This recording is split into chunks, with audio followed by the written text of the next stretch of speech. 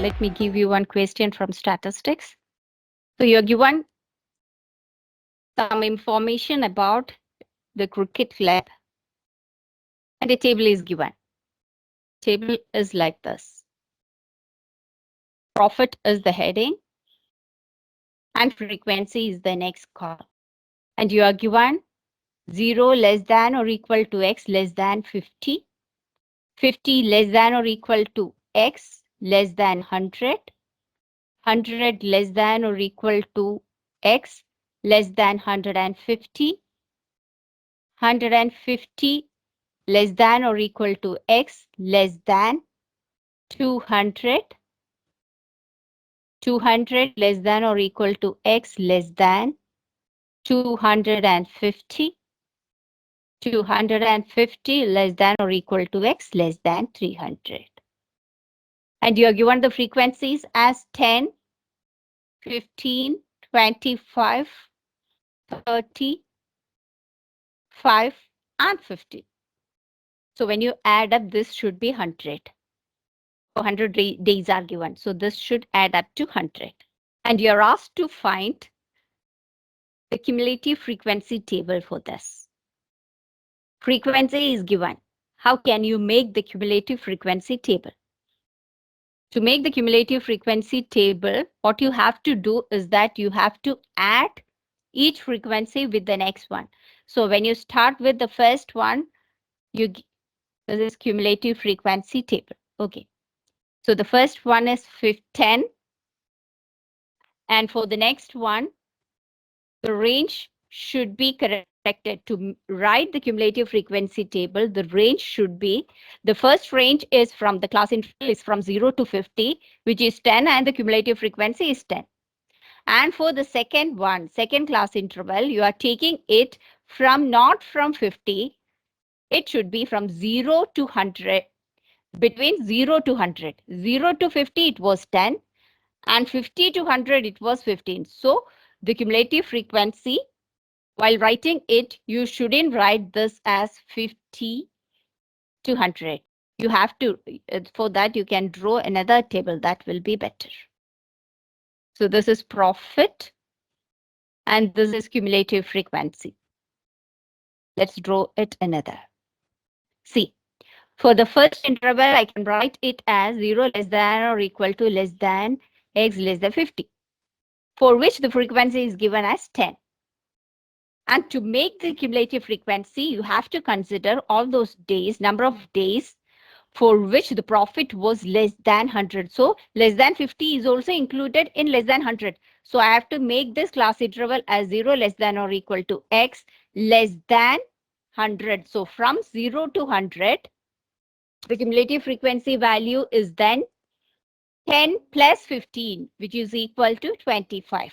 And the next will be, it's till 150. So I have to write it. It shouldn't be written as 100 less than or equal to s less than 150. It should be 0 less than or equal to x less than 150. And you add the other one. So 25 plus this is equal to 50. And next, like this, the same thing, less than or equal to 200. I add 30 to the 50, which is equal to 80. And for the next class, 0 less than or equal to x less than 250.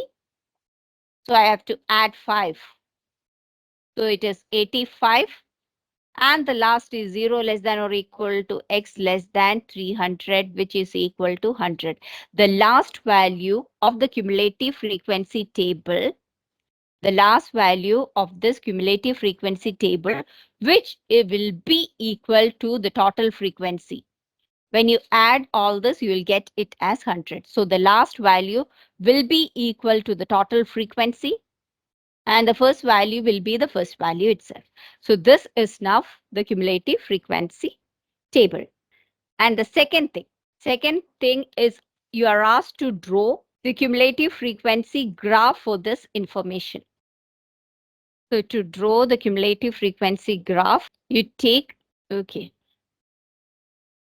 both the coordinates, x and y axes, and on the x-axis, I'm going to mark profit, and on the y-axis, we are going to mark the cumulative frequency.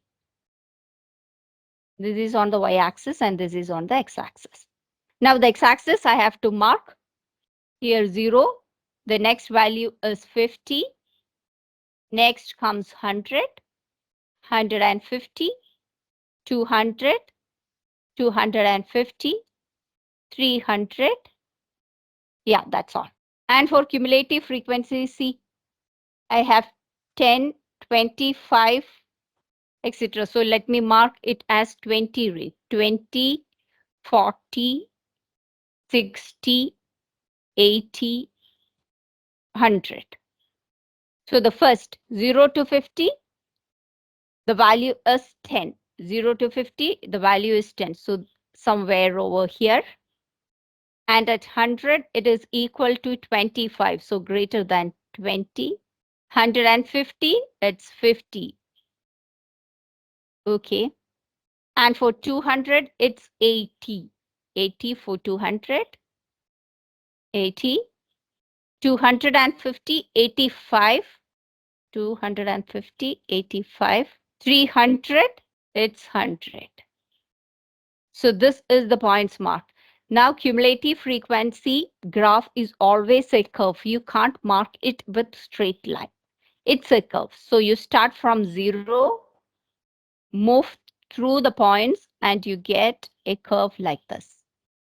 This is the cumulative frequency curve you got. Now see the third part of the question.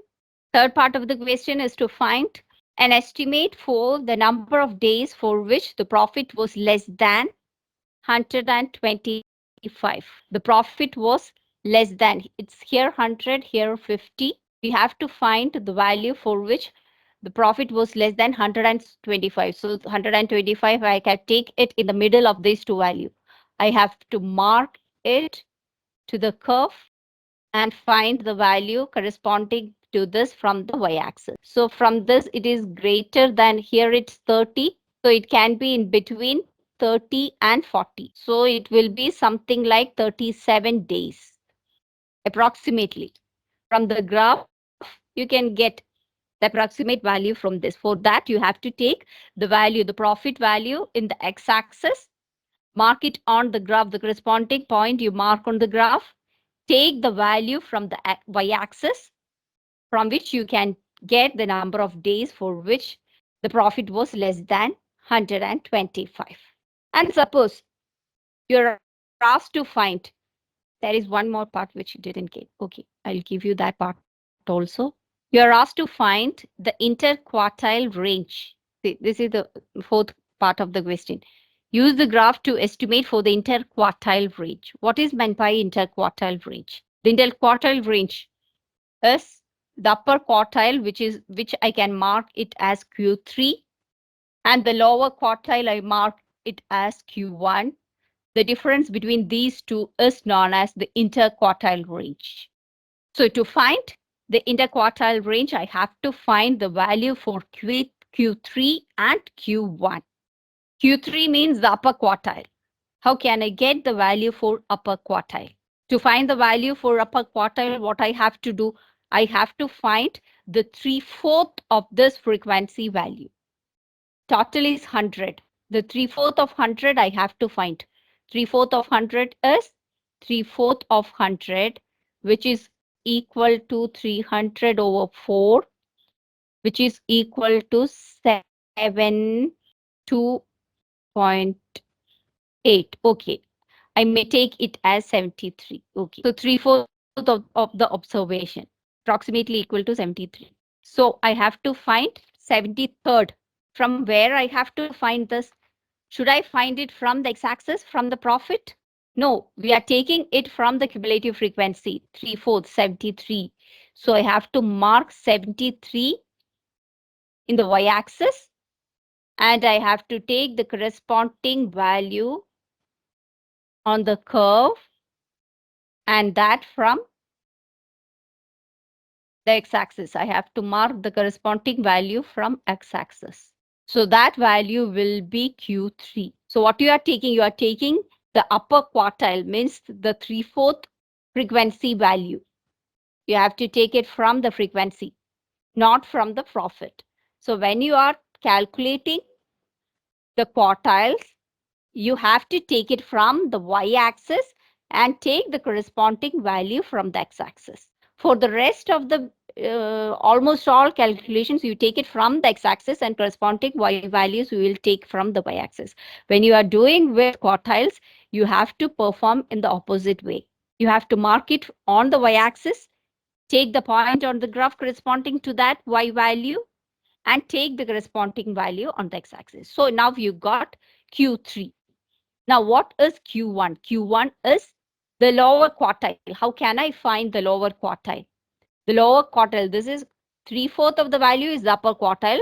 Lower quartile Q1 is the 1/4 of the frequency. Frequency is equal to 100. So 1/4 of 100, which is equal to 25. So I have to find the 25th frequency value. So 25th will be somewhat over here. So now I got this value is Q1. Here I got Q3. And now I have to take the corresponding values from x-axis and find the range. Range means Q3 minus Q1. Here I can take, and the middle of this is equal to 175. So it is greater than that. Somewhat from the graph, you can get the exact value. Here I'm taking the approximate value. Suppose it is 191 or something, 192. Let it be anything. Or let it be 89. Somewhat greater than that. Minus Q1. Q1 is equal to 100. So the range is equal to 89. This is known as the interquartile range. From the graph, you can get the exact value. Here I can't get the exact value, so that I'm doing it like this.